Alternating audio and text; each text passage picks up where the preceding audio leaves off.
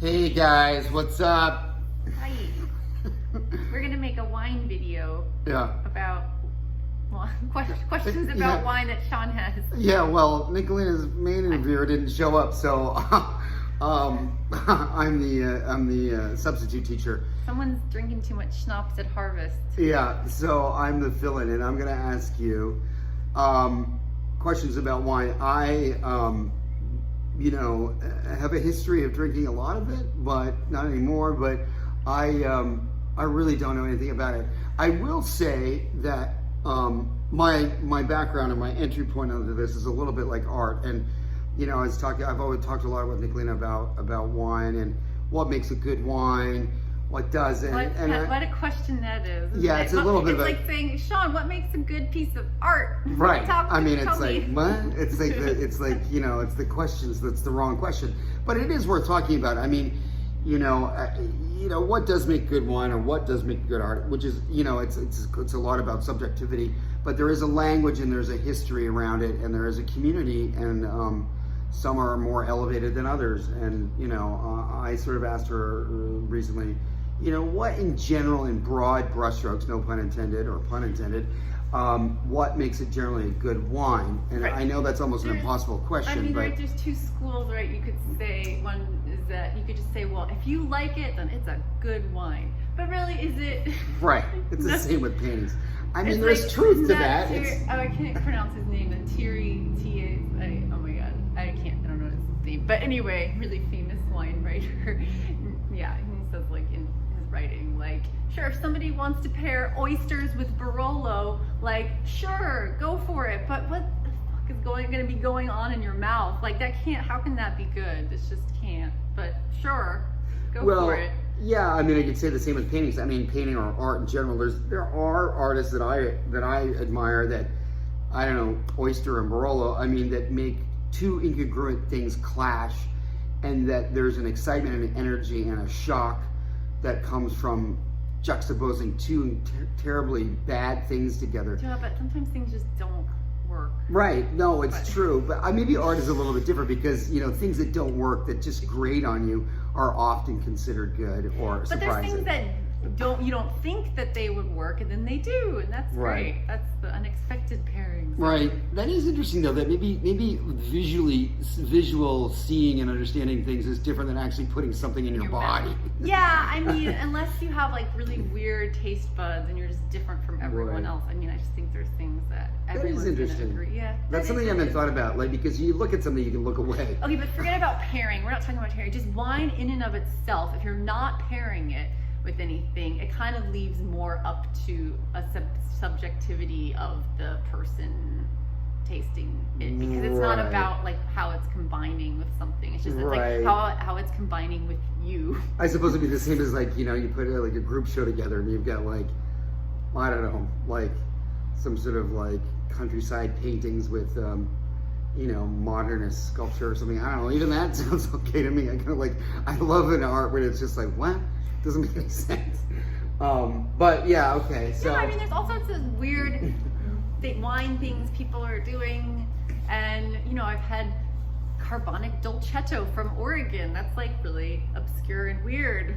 Right. Dolcetto's varietal from Italy. It is, yeah. In a sense, I guess it's becoming much more of a philosophical conversation about subjectivity, and then the community and the kind of collective consciousness around what is considered good and what's considered bad, which is a really complex kind of conversation, really. So is that the conversation we're going to have, where we just want to talk about basic wine help for people? Yeah, I don't know what this conversation is about. I don't know. I'd rather talk about the philosophical side of things. Well, subjectivity versus objectivity and what tastes good and what isn't good. I mean, from my understanding, and maybe this is where we can get some clarity, in general, a good wine is like, I would assume, I'm going out on a limb here, is something that somebody has put considerable effort into, consideration, awareness, and then maybe has overcome adversity of the grape or the climate, where there is invested energy, psychological, physical, and intellectual energy into creating something. That's where art would come from. Like usually when you think of artwork is good, and if you're somewhat educated about it, you can see the struggle, the personality, and you can see the struggle in what they've arrived at, coming from a historical or a personal background. And then also there's usually, now it doesn't have to be completely realistic, but some kind of skill or surprise or illumination, maybe would be the word. Yeah, that's all really interesting, fun stuff to talk about. Yeah, I mean, personality in wine is the number one, like, kind of most important thing for me when I'm tasting, when I'm buying for the store. Like, how is this different? How is this unique? How is it not tasting like any, like what you would buy at the supermarket, where when things are mass produced, people, like when you go to McDonald's, you eat a Big Mac and it tastes the same every single time. And so you have consistency, you don't have any surprises, right? And it's like, that's good in a way, right? And you have certainty. But if you want a little bit of uncertainty in your life, you know, having, being surprised is always a nice thing when I'm tasting, but being surprised in a good way, right? Not being surprised in a bad way. Like, I don't want to be surprised by like faulty wine, by like unstable wine. Or you don't want like a rat tail in your wine. I was just going to say that everyone likes the, you know, mousy, no one likes mousy wine. Like literally? So personal, and over what you said about like overcoming adversity, that's so interesting to me too, because you know, it's like the winemaker has to just like, whatever the vintage gives you, you have to work with, right? You can have this like great long growing season with like perfect weather and like cool long, you know, long growing season with cool nights and like warm days, and then at the end, you know, you just get like hit with like rain or hail or whatever, and then just like half of it's gone, or you know, half of it's like watery, like water, what is it called when it gets waterlogged or whatever. Anyway, so you have to work, you have to work with all that stuff. I mean, to me, when I'm tasting, knowing that story makes it more interesting. So I know the personality, I know what's happening, I know what went on. Like everything else, I mean, you know, what truly defines many things, and actually without getting too heady, everything's a story. But the story, at least when it comes to art, the story is very, very much part of it. Maybe a long time ago that wasn't necessarily so true, but certainly since Warhol and all that kind of stuff, I mean, the personality, the story of the artist and or the maker or the background, the story really helps you enjoy it more, or maybe dislike it more. Either way, it really reinforces whatever's going on, you know, and never let the truth get in the way of a good story. Yeah, I mean, it sort of depends on why you're drinking too, right? Like, are you just like picking up something at the grocery store, not even looking at it, or not the grocery store in New York, you can't do that. Right. You're just like, you know, are you just slamming it down after a day's work to numb out the pain, or are you like, you know, looking for? Are you going to CVS for razor blades here in Miami and get a bottle of wine? Getting deeper into the story of you know, the farming techniques and principles behind it, who's making it, and that story. And you know, I heard this on I didn't make this up, I heard this somewhere, I forget, it was on a podcast or whatever, but like, think about like the winemaker who like lives up on this crazy remote area, on this like crazy steep hill, and you know, you can't order a pizza, right? When you live up there, you have to be a little bit more independent and adventurous, and maybe you're farming your own food and you're baking your own bread and stuff, and you're, you know, you don't have we can't even get the equipment that you could get on flat land up there. So you're working with different environment, and what kind of wine do you think that's going to produce versus like, you know, the winemaker who lives in a commercial, you know, farming area where everything's done by a machine and supplies, or you can get whatever you want whenever you want it, and you can get the pizza when you want it, you can get staff when you want it, you can get whatever you need delivered to you, right? What do you think the difference would be in, you know, that wine that they're producing? I mean, a couple of things that makes me think about art too. One is that, which is, you know, limitations within your abilities from a technical or mechanical or 3D sense. Like, you're in a weird place, you don't have all the skills or all the tools. You know, there are a lot of artists that makes me think of like certain artists that never knew how to draw, never did, never could, but they made beautiful artwork. You know what I mean? Like, you don't, like, there's sort of a cliche where you think, oh, you have to be practiced drawing and all this kind of stuff. But that's not necessarily true. There's a lot of arcs like Agnes Martin or other people, a lot of conceptualists that could never draw anything.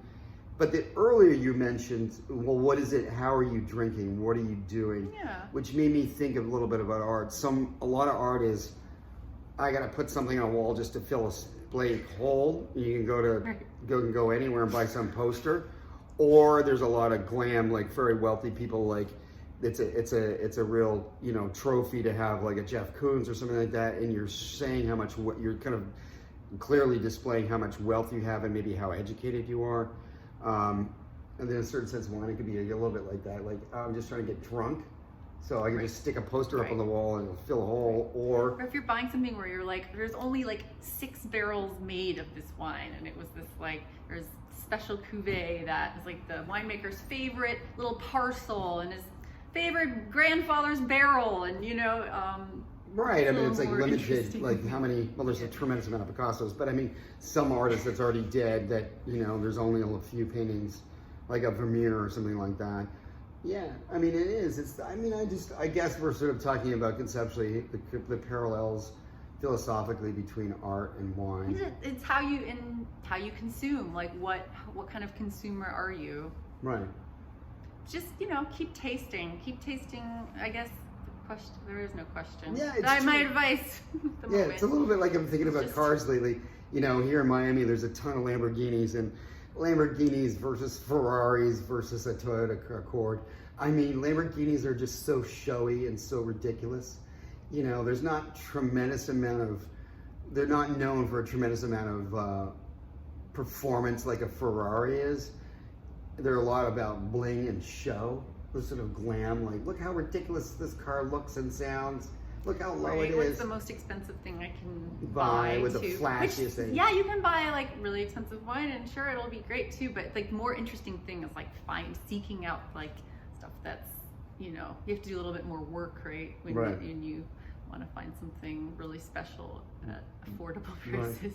Right. That's another thing. I mean, which brings me back to a little bit to the art, is you don't have to go blow out like millions of dollars on the most expensive things to get a really good high quality thing that you like. I would say that that's the same with art in a certain sense until it gets ridiculous. But, again, that comes down to like awareness and being able to understand a bit of the story and what that small producer has done. Or you can just come to my store. Or you can just come to Definite Art. You don't have to do any of the work. We did it all for you. Yeah, Nicolina's done it all. I didn't do it even. And Zachary. Yeah. And Marcus. And Marcus. And Luke. And Luke. Wait, anyone else? No, I mean, it's interesting. I kind of like this interesting parallel. This is a good little video. Maybe we'll expand upon this with a little bit more thought. We're at 13 minutes. That's good. Yeah. All right. Thanks, Bye. guys, for listening. Happy drinking.